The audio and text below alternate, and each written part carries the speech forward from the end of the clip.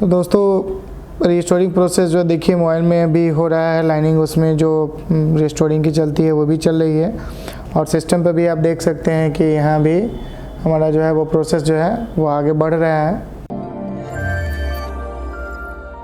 Hello friends, welcome again to our AK Info official YouTube channel.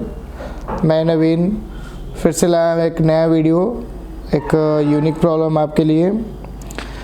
जैसा कि आप जानते हैं कि हम स्टूडेंट को लाइव प्रैक्टिकल प्रोवाइड कराते हैं और उस ड्यूरेशन में हमारे पास स्टूडेंट भी जो कि किसी न किसी डीलर से जुड़े हुए हैं या जिनका अपना शॉप है, वो लोग मोबाइल लेके आते हैं, यहाँ पे रिपेयर करके खुद से ले जाते हैं।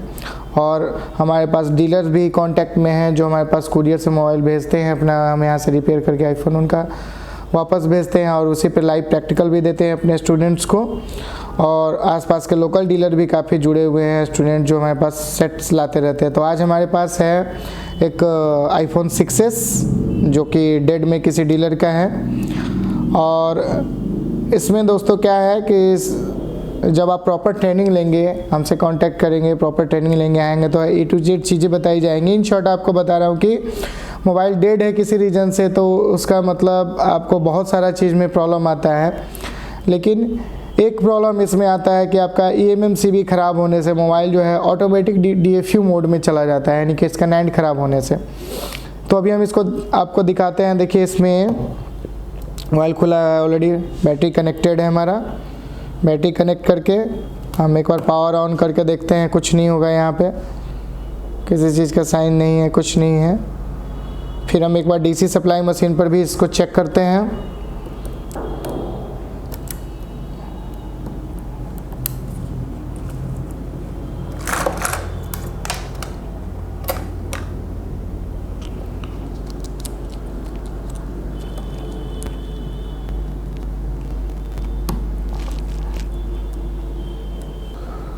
DC सप्लाई मशीन पर हम एक बार इसका देखते हैं कि इसमें क्या पावर है। हम बूट केबल इस्तेमाल करेंगे इसका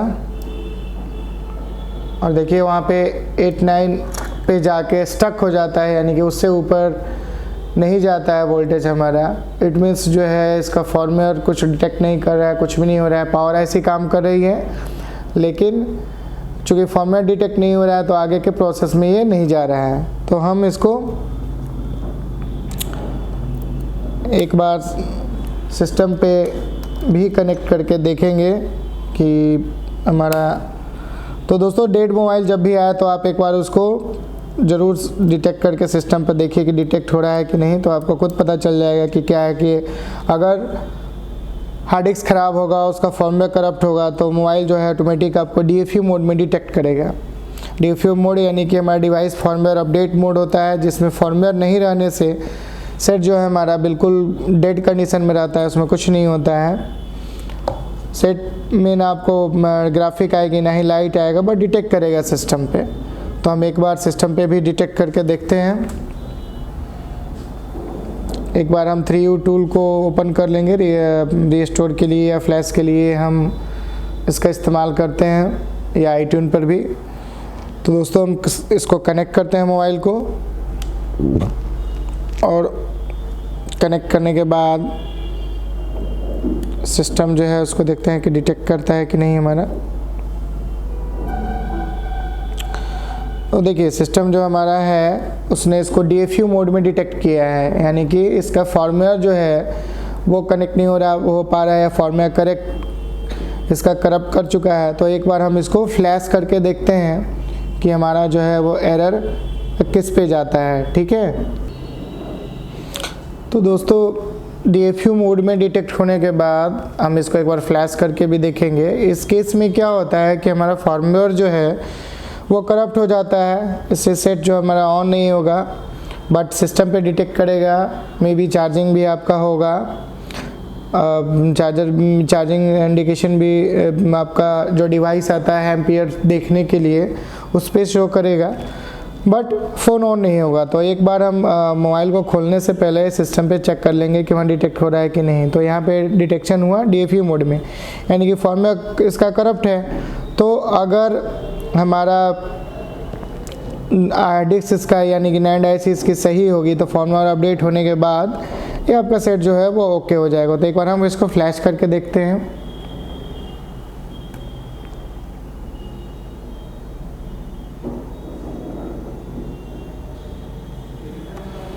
दोस्तों फ्लैशिंग इसकी शुरू हो गई है, फ्लैशिंग प्रोसेस इसका। इसमें स्टेप वाइज स्टेप आपका 3U टूल में देख सकते हैं कि आपका दिखाता है।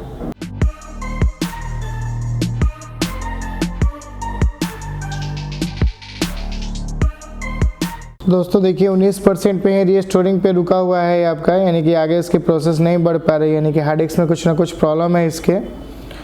और ये आपका iTunes पे एरर रुकने के बाद 4014 भी शो करता है इस कंडीशन में। तो एक बार हम इसके NAND IC को निकाल के रीप्रोग्राम करके देखेंगे डाल के कि रीप्रोग्राम होता है कि नहीं। अगर रीप्रोग्राम हो गया तो फिर से फ्लैश करके देखेंगे कि ओके होता है कि नहीं। तो दोस्तों इसको हम मोबाइल को डिस्कनेक्ट करके और हम इसके बोर्ड को ओपन करते हैं।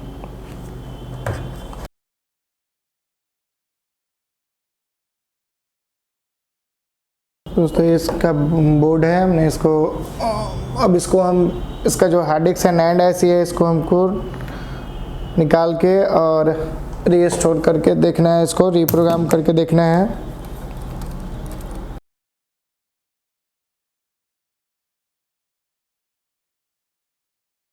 तो दोस्तों इस पर इसका ग्लू ऑलरेडी पहले से कट किया हुआ है, इस पर किसी ने ट्राई किया हुआ है इस चीज़ को। कई बार होता है कि डीलर्स जिनके पास बॉक्स नहीं होता है, चूँकि ये 6S है PCI NAND, तो इसमें आपको जैसी प्रोसेस को रीप्रोग्राम किया जाएगा तो किन्हीं ने ट्राई किया होगा, उनका बॉक्स नहीं होगा, उन्होंने सिंपली इसको रिवॉल्व करके वापस से डाला हुआ है। पर रीप्रोग्राम करके डाल के देखेंगे वापस इसको कि हो रहा है कि नहीं, या फिर हार्ड डिस्क हमारा सही है कि नहीं, ये चीज़ भी देखना होगा।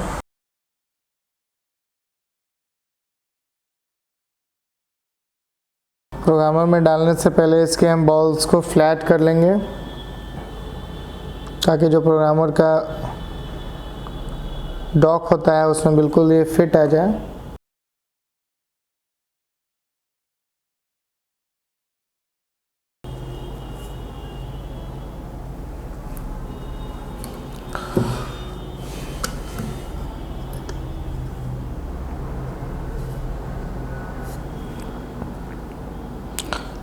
प्रोग्रामर के डॉक में हम अपने IC को प्लेस कर लेते हैं।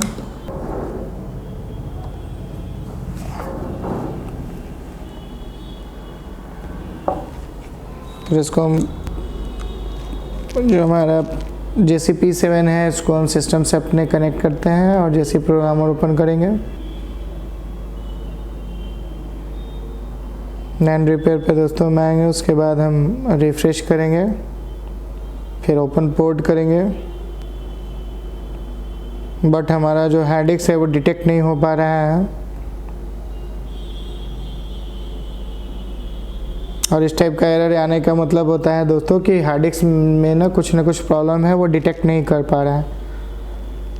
तो इस केस में दोस्तों हमारे पास एक चीज़ तो ये सीखा आपने कि इसमें DFU मोड, डेड में DFU मोड में आने के बाद क्या प्रॉब्लम होगा, और अगर फॉर्मवेयर करप्ट होगा तो उसको हमको रीप्रोग्राम करना पड़ेगा। तो यहाँ जो हमारा हार्ड डिस्क है वो डिटेक्ट नहीं कर रहा है, NAND IC डिटेक्ट नहीं कर रहा है। तो इस कंडीशन में हमें इसका डेटा नहीं मिल पाता है, कोई डेटा आप नहीं इसका कॉपी कर पाएंगे, कोई सिस्टम कॉन्फ़िगरेशन डेटा नहीं मिल पाता है। तो फिर हमें मोबाइल के सीरियल नंबर IMEI से हमें इसका GSX रिपोर्ट ख़रीदना पड़ता है, परचेज करना पड़ता है। जिसके वेंडर्स होते हैं उनकी साइट्स होती हैं, उस पर हमको रजिस्ट्रेशन करना पड़ता है और वहाँ से हम उसको कुछ कॉस्टिंग लगती है, उससे हम उनका रिपोर्ट लेते हैं। तो दोस्तों हमने इसका डायग्नोस पहले ही सेट का किया हुआ था, इसलिए हम लोगों ने इसका GSX डेटा जो है वो परचेज किया हुआ है और उसको हम दूसरे फिर NAND IC में मैनुअली हमको डालना होगा। तो इसके लिए हमारे पास ये 64 GB का और NAND IC था, हम दूसरा IC इसमें प्लेस करेंगे। दूसरा IC डालने के बाद हम इसको चेक करेंगे कि हमारा वो IC सही है कि नहीं, इसलिए रिफ्रेश करेंगे एक बार, दूसरे उसके बाद ओपन पोर्ट करेंगे। दोस्तों देखिए दूसरा IC जो हमारा वो सही है, उसकी इन्फॉर्मेशन शो कर रही है। तो चूँकि हमें पहले वाले मोबाइल का इन्फॉर्मेशन हमने परचेज किया है तो इसमें हमको उसको मैनुअली डालना पड़ेगा। GSX रिपोर्ट में आपको serial number, wifi, Bluetooth ID मिलती है, वही आपको मैनुअली इसमें इंटर करना होता है। तो पहले हम इस हार्ड डिस्क को फॉर्मेट कर लेंगे।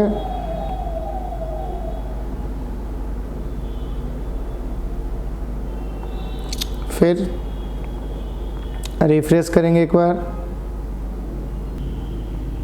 फिर हम ओपन पोर्ट करेंगे और देखिए इसमें बिल्कुल कुछ नहीं है, सब कुछ इरेज हो चुका है इसका। तो हम इसमें मैनुअली डालेंगे सीरियल नंबर, वाईफाई और ब्लूटूथ आईडी। तो सबसे पहले सीरियल नंबर हमको इसका डालना है इसमें। सीरियल नंबर डालने के बाद फिर हम एक बार उसको कंफर्म कर लेंगे, मैच कर लेंगे कि हमने सही उसमें डाला है कि नहीं। उसके बाद हम वाईफाई आईडी डालेंगे इसमें। दोस्तों एक बार आप एंटर करेंगे वाईफाई तो उसका ब्लूटूथ, मैक आईडी, ये सब जो है अपने आप वो ऑटो ले लेगा, एक एक डिजिट उसका अपने आप से बढ़ते चला जाता है। उसके बाद हम मैनुअली इसको एक एक करके राइट कर देंगे। राइट करने के बाद हम यहाँ पे हमारा जो है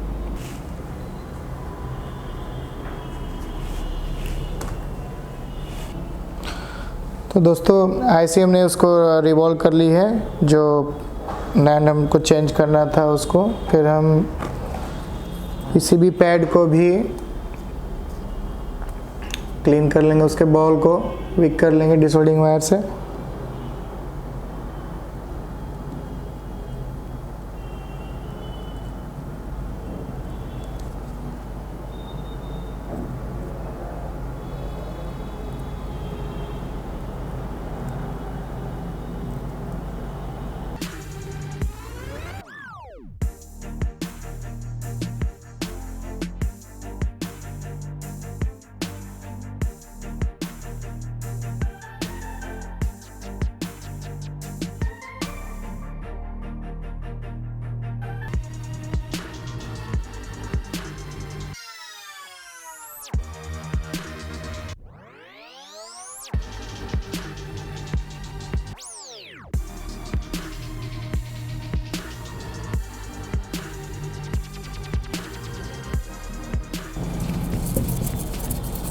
तो दोस्तों इसको क्लीन करके हम आईसी को इस पर प्लेस कर देंगे इसको।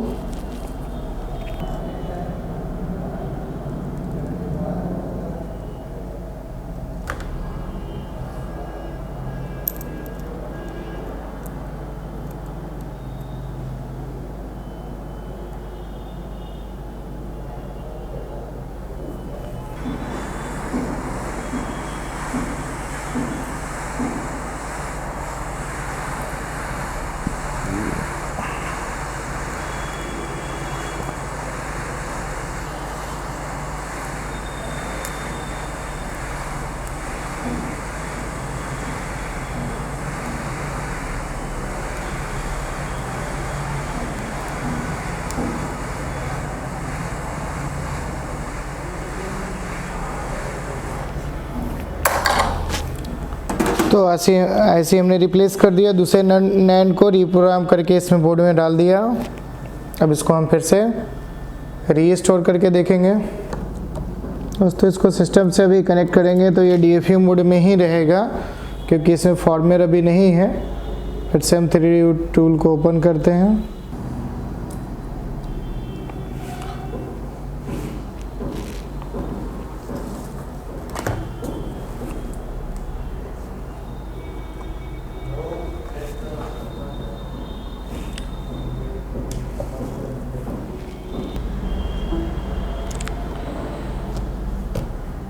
ठीक है दोस्तों, डिटेक्ट होने के बाद हमारा फ़ोन जो है वो DFU मोड में डिटेक्ट हो चुका है। फिर से हम इसको फ्लैश पे आएंगे और फ्लैश, अब उसके बाद उतारें। तो दोस्तों वो हार्ड डिस्क जो हमने नैंड जो लगाया था वो ठीक से नहीं लगा था, उसको फिर से मैंने निकाल के फिर से रिवॉल्व करके उसको डाला और देखिए कि प्रोसेस जो है हमारी 19% पर रुक गई थी, अभी 20% पे प्रोसेस इसका चल रहा है। तो ये पूरी तरह से फ्लैश होगा अभी। उसके बाद सेट जो है आपका, उसके बाद देखेंगे कि हमारा ओके होता है कि नहीं। तो दोस्तों रिस्टोरिंग प्रोसेस जो देखिए मोबाइल में भी हो रहा है, लाइनिंग उसमें जो रिस्टोरिंग की चलती है वो भी चल रही है। और सिस्टम पे भी आप देख सकते हैं कि यहाँ भी हमारा जो है वो प्रोसेस जो है वो आगे बढ़ रहा है। ये पूरा प्रोसेस होने के बाद फिर हम देखते हैं कि वहाँ सेट जो है वो ओके हुआ कि नहीं। तो दोस्तों देखिए कंप्लीट फ्लैश हो चुका है, वहाँ पे क्लीन फ्लैश कंप्लीटेड आ रहा है और मोबाइल पे भी आप देख सकते हैं कि यहाँ भी मोबाइल जो है वो स्टार्ट होने के प्रोसेस में है। और जो यहाँ आपने दो चीज़ सीखा अभी तक कि पहला कि कोई सेट डेड है तो उसका एक रीज़न आपका नैंड भी उसका फ्लैश ऐसी या हार्ड डिस्क जिसको आप बोलते हैं वो भी ख़राब हो सकता है। कैसे उसको आप डायग्नोज करेंगे, कैसे पहचानेंगे कि हार्ड डिस्क ख़राब है। और प्रोग्रामिंग में अगर हार्ड डिस्क ख़राब है और उसका सिस्टम कॉन्फ़िगरेशन डेटा नहीं मिल पाता है तो फिर हम उसके लिए क्या करते हैं, तो उसका हम GSX रिपोर्ट से डेटा निकलवाते हैं, परचेस करते हैं, ख़रीदते हैं।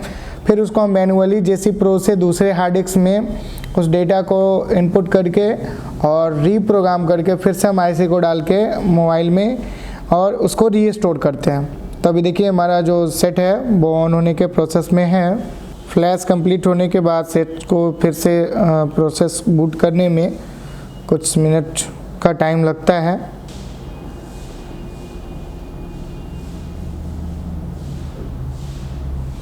तो दोस्तों देखिए सेट जो हमारा है वो कंप्लीट ओके हो चुका है और हम इसको फिर उसके बाद एक्टिवेशन पे लाएंगे और ये एक्टिवेट हो जाएगा। तो दोस्तों इस तरह से आप इस दो प्रॉब्लम का सॉल्यूशन आपने देखा, इस तरह से सॉल्यूशन आप ले सकते हैं, हेल्प ले सकते हैं। और आप इसी तरह की रिपेयरिंग चाहते हैं, परफेक्ट लेवल का रिपेयरिंग चाहते हैं पूरी तरह से ट्रेसिंग करके और एक एक चीज़ कंप्लीट डिटेल्स में रिपेयरिंग चाहते हैं तो हमसे कांटेक्ट करें, नंबर्स पे कॉल करें और यहाँ आएँ और ट्रेनिंग ले और एक हाई लेवल की ट्रेनिंग लेके, कंप्लीट ट्रेनिंग लेके और आगे अपना जो है वो मतलब अपने काम को बढ़ाएं और परफेक्ट लेवल का रिपेयरिंग करें।